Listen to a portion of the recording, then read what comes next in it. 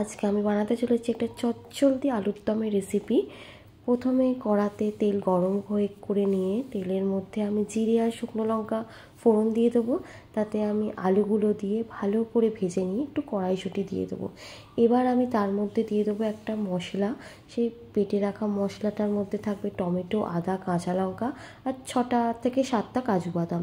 ওই পেস্টটা দিয়ে তার মধ্যে আমি হলুদ গুঁড়ো, সামান্য লঙ্কার গুঁড়ো, নুন দিয়ে ভালো করে নাড়তে থাকবো যতক্ষণ না মশলা থেকে তেল ছেড়ে যায়। দেখুন মশলা থেকে বেশ তেল ছেড়ে গেছে, খুব সুন্দর একটা কালারও এসছে।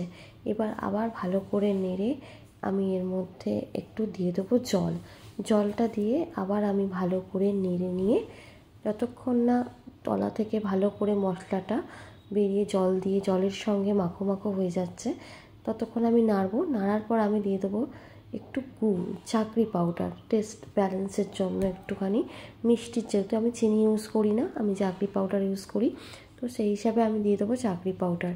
সেটা দিয়ে আবার একটু ভালো করে নেড়ে নিয়ে আমি চাপা দিয়ে দেবো কিছুক্ষণের জন্য।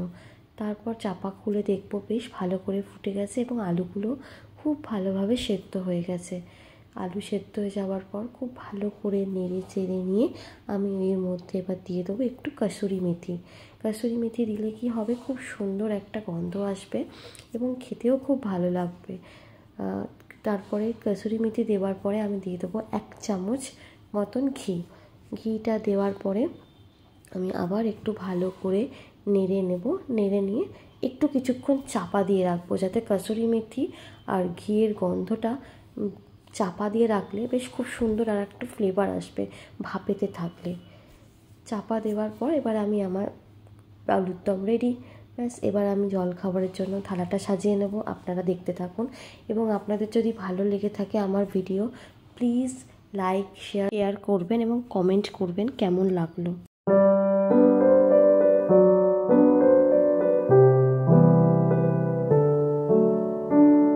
হয়ে গেছে আমার জলখাবারের থালা, কচুরির সাথে গরম গরম আলুর দম।